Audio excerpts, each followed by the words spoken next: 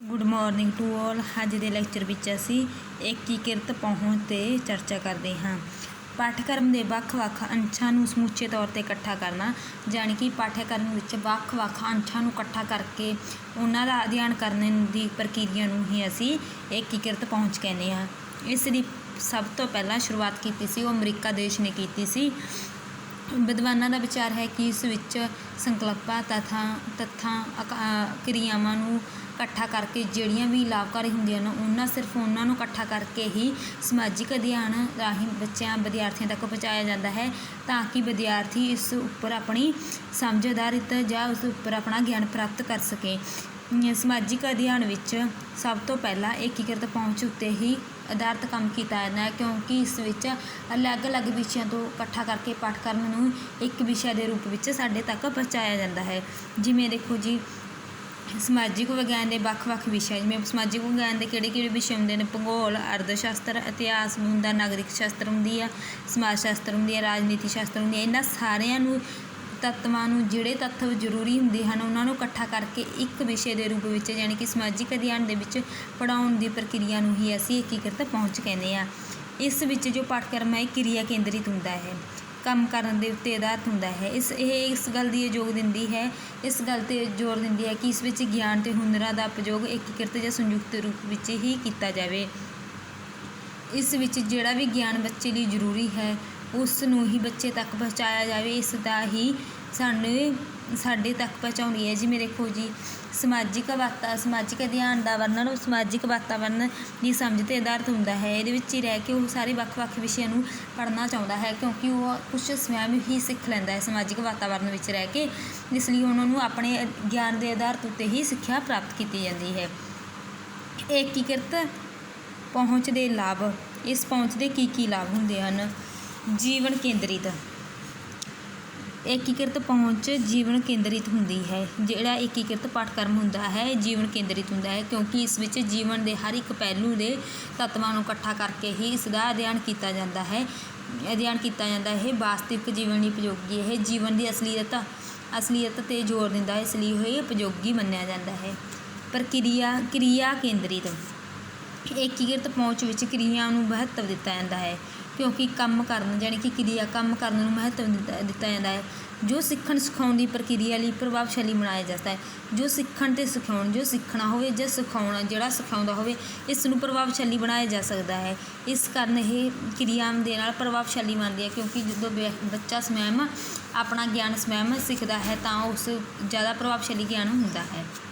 ਅਨੁਭਵ ਕੇਂਦਰਿਤ ਏਕੀਕ੍ਰਿਤ ਪਹੁੰਚ ਜਿੱਥੇ ਕਿਰਿਆਵਾਂ ਨੂੰ ਮਹੱਤਵ ਦਿੰਦੀ ਹੈ, ਉੱਥੇ ਵਿਵਹਾਰਿਕ ਬਣਾ ਕੇ ਵਿਅਕਤੀ ਦੇ ਅਨੁਭਵ ਕੇਂਦਰਿਤ ਗਿਆਨ ਪ੍ਰਦਾਨ ਕਰਦੇ ਹੈ, ਕਿਉਂਕਿ ਜਦੋਂ ਤੱਕ ਬੱਚਾ ਸਵੈਮ ਕਿਰਿਆ ਕਰਦਾ ਹੈ ਤਾਂ ਉਸ ਨੂੰ ਅਨੁਭਵ ਆਉਂਦਾ ਹੈ। ਅਨੁਭਵ ਪ੍ਰਾਪਤ ਕਰਕੇ ਹੀ ਬੱਚਾ ਆਪਣੇ ਜੀਵਨ ਵਿੱਚ ਵੱਧ ਤੋਂ ਵੱਧ ਗਿਆਨ ਪ੍ਰਾਪਤ ਕਰ ਸਕਦਾ ਹੈ। ਮਨੋਵਿਗਿਆਨਿਕ। ਏਕੀਕ੍ਰਿਤ ਪਹੁੰਚ ਸਿੱਖਿਆ ਦੇ ਮਨੋਵਿਗਿਆਨਿਕ ਸਿਧਾਂਤਾਂ ਉੱਤੇ ਆਧਾਰਿਤ ਹੈ, ਕਿਉਂਕਿ ਇਸ ਦੇ ਅਧੀਨ ਪਾਠਕ੍ਰਮ ਦਾ ਨਿਰਮਾਣ ਕਰਨ ਸਮੇਂ ਵਿਦਿਆਰਥੀਆਂ ਦੀਆਂ ਰੁਚੀਆਂ, ਲੋੜਾਂ, ਸੀਮਾਵਾਂ, ਰੁਝਾਨਾਂ ਵੱਲ ਧਿਆਨ ਰੱਖਿਆ ਜਾਂਦਾ ਹੈ। ਇਸ ਲਈ ਇਹ ਪ੍ਰਕਿਰਿਆ ਹੈ ਜਿਹੜੀ ਮਨੋਵਿਗਿਆਨਿਕ ਪ੍ਰਕਿਰਿਆ ਮੰਨੀ ਜਾਂਦੀ ਹੈ। ਸੰਤੁਲਿਤ ਵਿਕਾਸ। ਏਕੀਕ੍ਰਿਤ ਪਾਠਕ੍ਰਮ ਦੁਆਰਾ ਵਿਦਿਆਰਥੀਆਂ ਦਾ ਸਰੀਰਕ, ਮਾਨਸਿਕ, ਭਾਵਨਾਤਮਕ, ਅਧਿਆਤਮਿਕ, ਸਮਾਜਿਕ ਵਿਕਾਸ ਕਰਨ ਵਿੱਚ ਸਹਾਇਤਾ ਕਰਦੀ ਹੈ। ਇਸ ਦੇ ਨਾਲ ਵਿਦਿਆਰਥੀ ਦਾ ਸਾਰੇ ਪੱਖਾਂ ਦਾ ਵਿਕਾਸ ਹੁੰਦਾ ਹੈ। ਇਹ ਵਿਦਿਆਰਥੀ ਦਾ ਸੰਤੁਲਿਤ ਵਿਕਾਸ ਕਰਦੀ ਹੈ, ਸਾਰੇ ਪੱਖਾਂ ਦਾ ਇੱਕੋ ਬਰਾਬਰ ਜਿਹਾ ਵਿਕਾਸ ਕਰਦੀ ਹੈ। ਵਿਦਿਆਰਥੀਆਂ ਦੀ ਯੋਗਤਾ ਮੁਤਾਬਿਕ। ਵਿਦਿਆਰਥੀਆਂ ਲਈ ਆਸਾਨ। ਏਕੀਕ੍ਰਿਤ ਪਾਠਕ੍ਰਮ ਦਾ ਇੱਕ ਹੋਰ ਲਾਭ ਇਹ ਹੈ ਕਿ ਵਿਦਿਆਰਥੀਆਂ ਦੀ ਪੜ੍ਹਾਈ ਆਸਾਨ ਹੋ ਜਾਂਦੀ ਹੈ।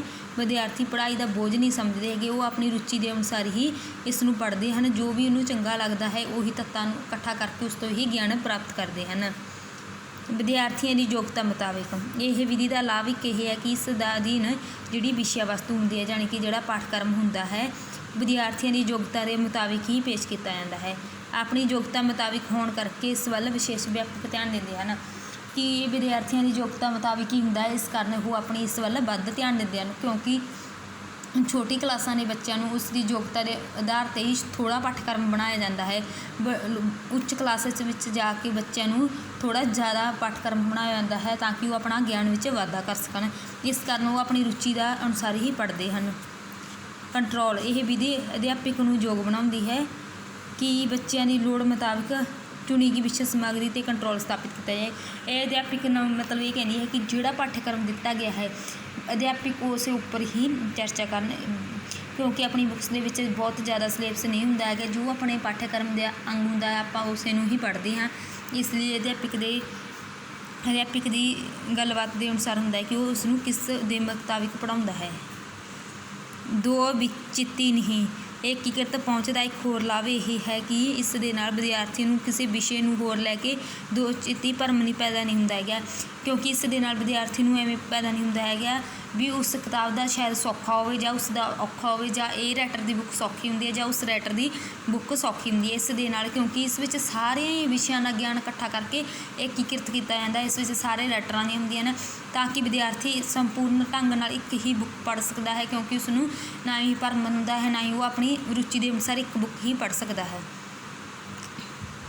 ਅਰਥਪੂਰਨ ਜਾਂ ਵਿਆਪਕ। ਏਕੀਕ੍ਰਿਤ ਪਹੁੰਚ ਅਧੀਨ ਪ੍ਰਦਾਨ ਕੀਤਾ ਜਾਣ ਵਾਲਾ ਜਿਹੜਾ ਗਿਆਨ ਹੁੰਦਾ ਉਹ ਅਰਥਪੂਰਨ ਅਤੇ ਵਿਆਪਕ ਹੁੰਦਾ ਹੈ, ਕਿਉਂਕਿ ਇਸ ਵਿੱਚ ਸਾਰੇ ਵਿਸ਼ਿਆਂ ਦੇ ਤੱਤਾਂ ਨੂੰ ਇਕੱਠਾ ਕੀਤਾ ਜਾਂਦਾ। ਇਸ ਕਾਰਨ ਇਸ ਦਾ ਜਿਹੜਾ ਪਾਠਕ੍ਰਮ ਹੁੰਦਾ ਉਹ ਵੀ ਵਿਆਪਕ ਹੁੰਦਾ ਅਤੇ ਇਹਦੇ ਵਿੱਚ ਗਿਆਨ ਪ੍ਰਾਪਤ ਹੁੰਦਾ ਜਿਹੜਾ ਉਹ ਵੀ ਬਹੁਤ ਵਿਆਪਕ ਮਾਤਰਾ ਵਿੱਚ ਹੁੰਦਾ ਹੈ।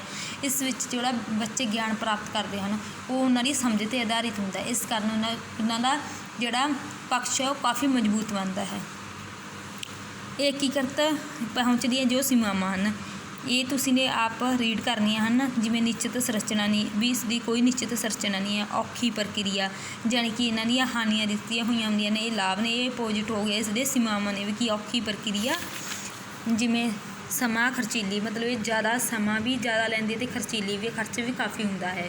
ਮਾਹਿਰ ਅਧਿਆਪਕ, ਕਿਉਂਕਿ ਇਸ ਵਿੱਚ ਜੋ ਵਧੀਆ ਅਧਿਆਪਕ ਹੁੰਦੇ ਮਾਹਿਰ ਅਧਿਆਪਕ ਹੁੰਦੇ ਉਹਨਾਂ ਦੀ ਲੋੜ ਹੁੰਦੀ ਹੈ, ਕਿਉਂਕਿ ਇਸ ਵਿੱਚ ਸਾਰੇ ਵਿਸ਼ਿਆਂ ਦਾ ਅਲੱਗ-ਅਲੱਗ ਢੰਗ, ਸਾਰੇ ਵਿਸ਼ਿਆਂ ਤੋਂ ਅਲੱਗ-ਅਲੱਗ ਤੱਥਾਂ ਨੂੰ ਇਕੱਠਾ ਕਰਕੇ ਹੀ